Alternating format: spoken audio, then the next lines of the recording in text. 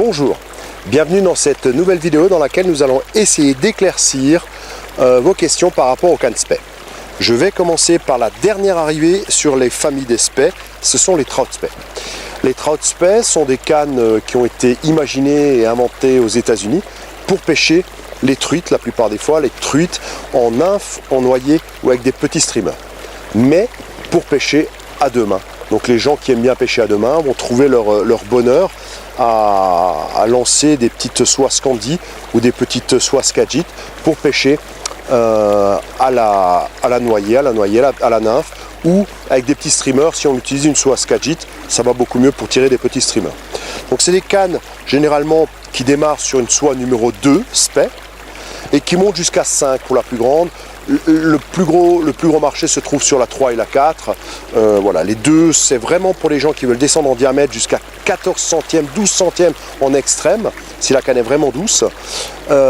Et bien sûr, plus on va monter dans le numéro de soie, plus il va falloir augmenter en diamètre, vu l'inertie de l'ensemble.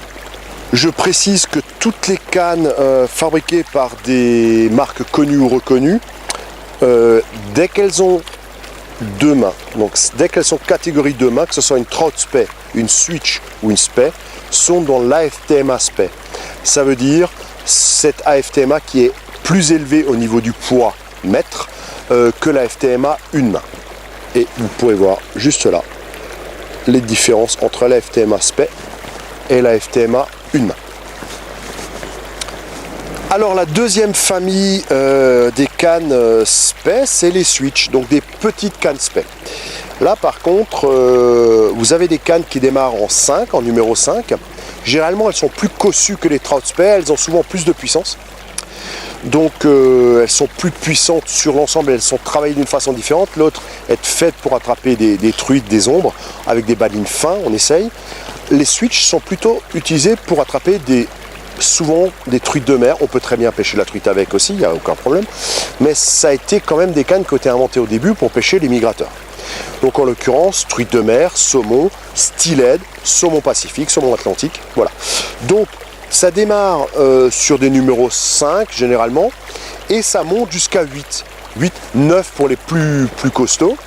Alors l'avantage de ces petites cannes, c'est quand on a une rivière avec des salmonidés puissants et une rivière qui n'est pas trop grosse, on évite de prendre des grosses cannes à spey traditionnelles et on va utiliser une soie switch. C'est beaucoup plus facile, beaucoup plus maniable dans la journée. Une journée de pêche avec une switch est beaucoup plus, on va dire, on s'économise plus avec une switch qu'avec une canne spey. Voilà, c'est aussi très rigolo, c'est ludique. Et on peut utiliser tout type de soie, donc les soies scandi, les soies skagit fonctionnent très bien sur ces cannes-là. Donc les cannes switch généralement démarrent dans les 10 pieds 9 et se terminent à 11 pieds 9. Ça c'est souvent la taille des cannes switch.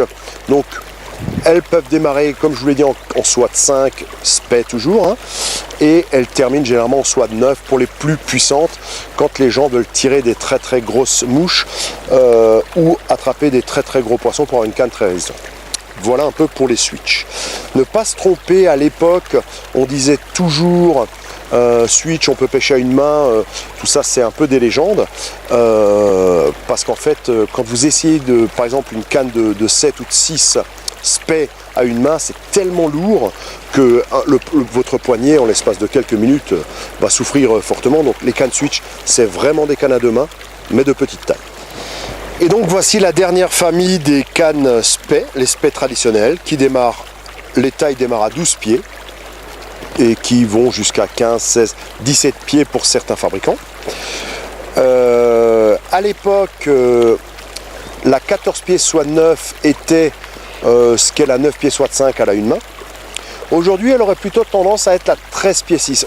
On a eu tendance à réduire pour des raisons de confort évidentes et surtout par rapport à des cannes aujourd'hui en 13 pieds et demi qui sont vraiment très très performantes et qui vous permettront de lancer des soies à des distances tout à fait raisonnables, voire plus que raisonnables, avec des 13 pieds et des 13 pieds et demi. On n'a plus besoin, c'est plus la norme, la 14 pieds soit 9, on est plutôt dans les 13 pieds 6 soit du 8 ou 13P, soit de 7. Voilà un peu ce qui est devenu la norme un peu aujourd'hui SPEC. Voilà, cette vidéo touche à sa fin, donc je vous ai parlé des 3 familles aujourd'hui des cannes SPEC, les Trout SPEC, les Switch et les cannes SPEC traditionnelles. Merci pour votre visionnage. Si la vidéo vous a plu, n'hésitez pas à faire un petit like. Vous pouvez vous abonner aussi à notre chaîne, ça nous fait toujours plaisir d'avoir des abonnés supplémentaires. Et donc n'hésitez pas à nous appeler au magasin si vous avez besoin ou aller sur le site plcpêche.fr. A très bientôt, au revoir.